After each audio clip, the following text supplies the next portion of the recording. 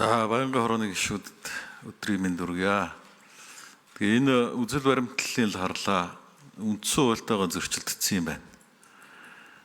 Тэгээ юу нь үндсэн хуультай зөрчилдсөн юм гэхээр зэрэг энэ үзэл баримтлал дээр тодорхой бичсэн байгаа. Олон нийтийн оролцооноос хамаарад шалтгаалаад энэ төсөл гацдаг хугацаа алддаг гэсэн байгаа байхгүй юу. Тэгээ олон нийтийн оролцоо гэдэг чинь нөгөө багийн иргэдийн нийтийн хурал нөгөө багийн иргэдийн нийтийн хурлаар хилцүүлээд тэгээ тэмдэглэл авах, санал авах процессоос болоод гацдаг гэж байгаа байхгүй юу. Тэгээ үндсэн хуулинд чинь заасан шүү дээ. Тухайн төслийн одоо байгаль орчны үнэлгээг одоо тухайн байгаль орчинд хэрхэн нөлөөлж байна вэ гэдгийг чинь тэр тухайн багийн тухайн сумын иргэд хамгийн сайн мэдж байгаа шүү дээ. Хүнд нь яаж нөлөөлж байна, ургамал амьтанд нь яаж нөлөөлж байна,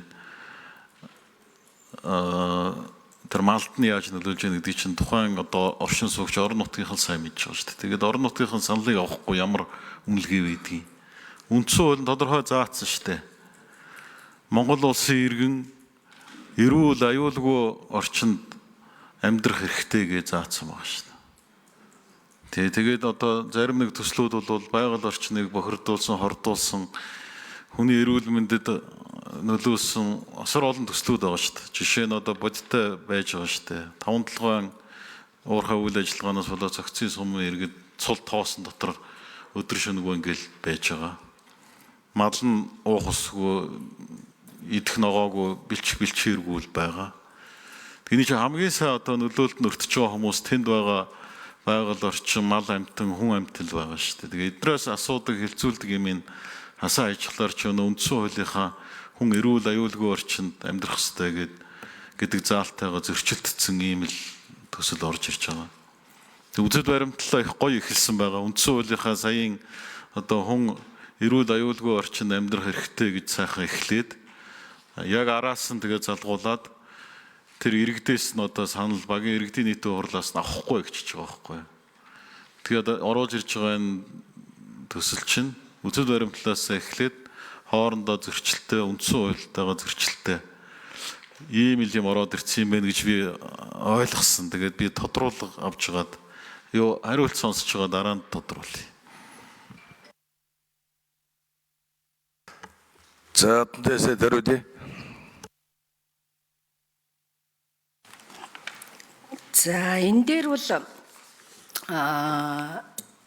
одоо энэ нутаг засаг захиргаа нутаг дэвсгэрийн нэгж түүний удирдлагын тухай хуульд бол энэ баг хорооны одоо иргэдийн нийтийн хурал гэдээ бас байхгүй болсон. Тэгэхээр энэ өөрөө хуулийн одоо зөрчлийг бол үүсгэж байгаа. Нэгдүгээрт, хоёрдугаарт энэ зөвхөн иргэдийн нийтийн хурал гэхээр нэг жоохон тийм өрөөсгөл ер нь болчтой. Тэр нь хуралддаггүй, эрдсэн хүрдэггүй. Тэгэхээр энд юу гэж оруулсан бэ гэхлээр энэ төслийн нөлөөллийн бүс гэж бол оруулж өгж байгаа. За төслийн нөлөөллийн бүсийг бол шууд болон шууд бусаар өртөх эрсдэлтэй орон нутгийн одоо иргэдийн асуудлыг хэрхэн шийдэх вэ гэж байгаа. Тэгэхээр энд бол иргэдэд одоо энэ төслөө танилцуулах, хилцүүлэг хийх гэсэн энэ бүх зүйлүүд бол одоо нэлээд нарийн орсон байгаа. Жишээлбэл энд хэрэгжилтийн байгаль орчны нийгмийн бүрэлдэхүүн хэсэгт байгаа болцшгүй эрсдэл нь ямар байх юм? За дэд бүтэц тээвэр, тэдгээрийн хамрах талбай байршил нь ямар байх юм? Соёлын өв нь ямар байх юм?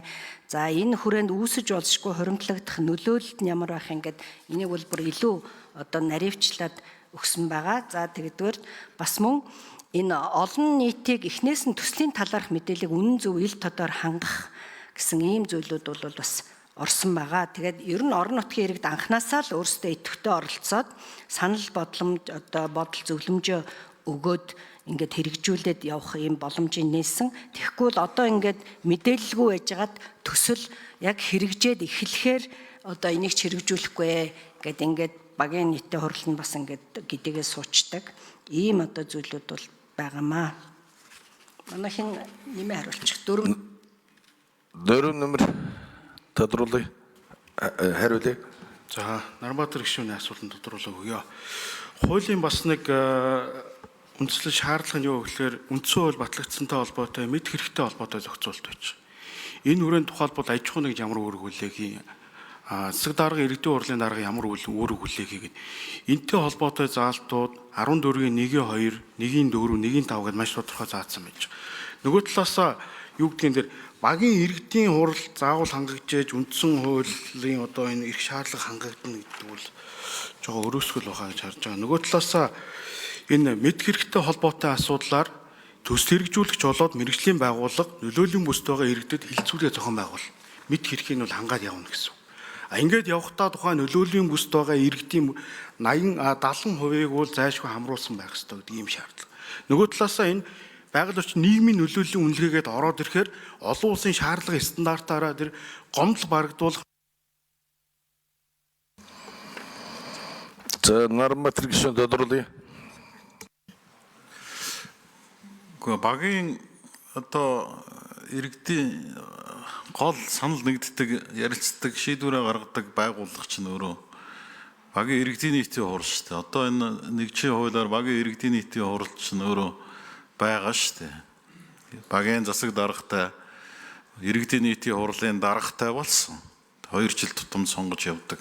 Тэгээ багийнхаа одоо тулгымдсан асуудал, бүх асуудлууд одоо ярьдаг, хэлцдэг, шийдвэр гаргадаг ганц байгууллага. Энээс нь санал авахгүй өөр яаж авах юм? Нөлөөллийн айлуудаар тэр хавийнхаа эргэн тойрны хэдэн айлаар хэсээд тэгээд тэр нь энэ санал өгсөн, энэ нь ийм санал өгсөн гэж шийдвэр гаргах юм уу? Яах? Ерөөсөө энэ тодорхойгүй ойлгомжгүй.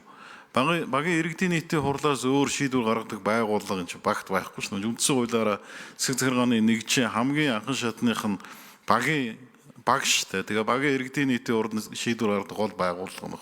Эндээ санал авахгүйгээр За оддээс дөрүлээ. За энийг хилцүүлгийн явцад яг одоо энэ байгаагаар нь байх уу эсвэл арай өөрөөр оруулах уу гэдэг нь бол бас нээлттэй байгаа. За ерөн зүгээр бид нар энийг судалгаа аваад хилцүүлэг хийхэд бол энэ төслүүдийн хамгийн гол гацж байгаа асуудал бол бас энэ иргэдийн нийтийн хурал нь ерөөс хуралдахгүй байна. Эрцэн өрхгүй дээр ерөөсө хуралдахгүй дээр төсөл маш их гацж байна гэдэг ийм гомдол бол маш их ирж байгаа. Тэгэхээр энийг бол хилцүүлгийн явцад манай ажлын хэсгийнхэн одоо яг яаж зөв томьёолох уу гэдэг нь бол бас нээлттэй байгаа. Энэ дээр одоо бидний яг нэг давуу тал нэмж оруулсан зүйл гэхээр нийгмийн үнэлгээг бол нэлээд сайн оруулж өгсөн. Нийгмийн үнэлгээн дээр бол ер нь энийг 3 хуваана. За 3 хуваахтаа бол одоо шууд энэ нэгдүгээрх нь нөлөөлөл их буюу зэрэгэл нэгдүгээр төслийн хувьд одоо ямар байх юм? За нөлөөл дунд буюу 2 дугаар зэрэглэлийн төслийн хувьд яах юм? 3 дугаар зэргийн төслийн хувьд яах?